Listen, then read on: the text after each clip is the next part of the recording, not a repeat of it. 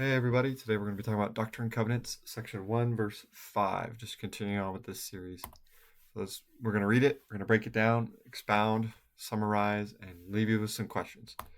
So the verse reads, "And they shall go forth, and none shall stay them, for I, the Lord, have commanded them."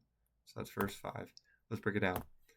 So there's not too much with this verse, so we're all just going to cover it on this one slide. But who is going forth?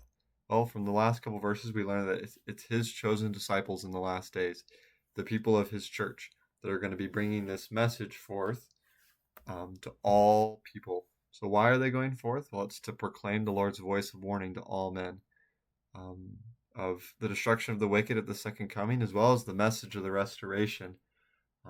All of these things that they've going forth to proclaim. What does the Lord promise them?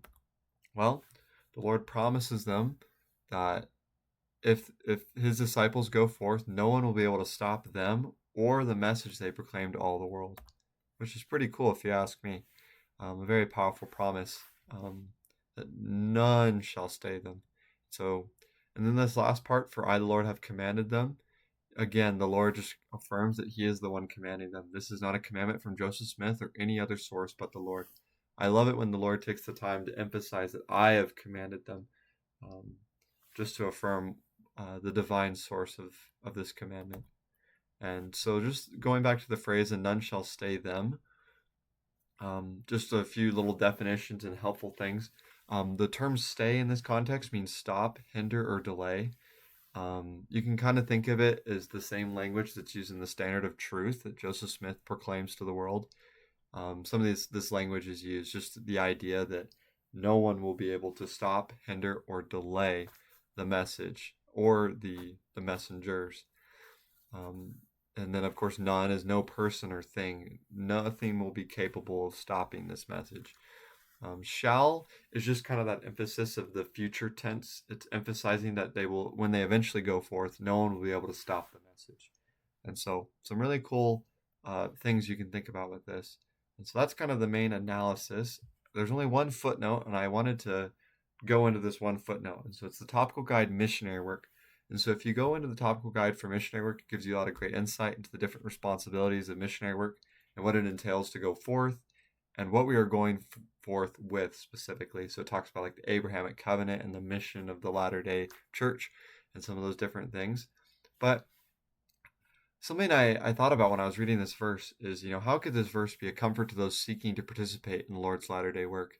Maybe there's a missionary who wants to go on a mission, but they think it might be too hard, or that maybe it's not right for them. How might this promise, apply to them? Or maybe someone who wants to participate in temple and family history work. Maybe they're unsure about how to do it. Um, there's so many different ways you can take this verse, but this idea of going forth, it's using your agency to trust in the Lord's plan and to trust in the Lord's promise that if we do go forth, no one will be able to stop us or harm us while we're in His service.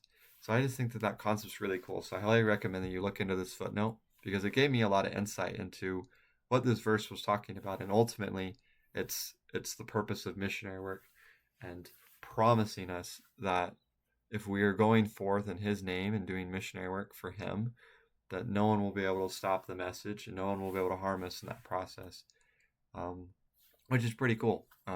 Emphasizing that He has commanded us. And so, just kind of in summary, the Lord is commanding His disciples to go forth and proclaim His message to the world.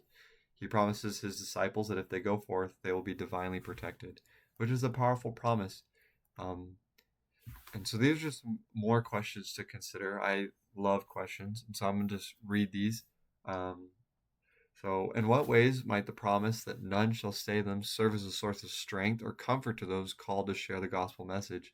How can we apply this promise to our own efforts in spreading truth or standing up for our beliefs? If God declares that none shall stay them, how does this align with the concept of agency? I mean, does this mean that opposition or resistance is futile, or that God's purposes will ultimately be fulfilled regardless of what humans do? Um, Given that this revelation was given in 1831, how have we seen evidence throughout church history that no one has been able to stay the message of the restoration? What are some examples from church history that illustrate this principle? Just to really get you thinking there, you can do a lot of digging for that. How can we as individuals gain confidence from the idea that none shall stay them in our personal missions or callings? What might this look like in our daily lives as we seek to fulfill God's will?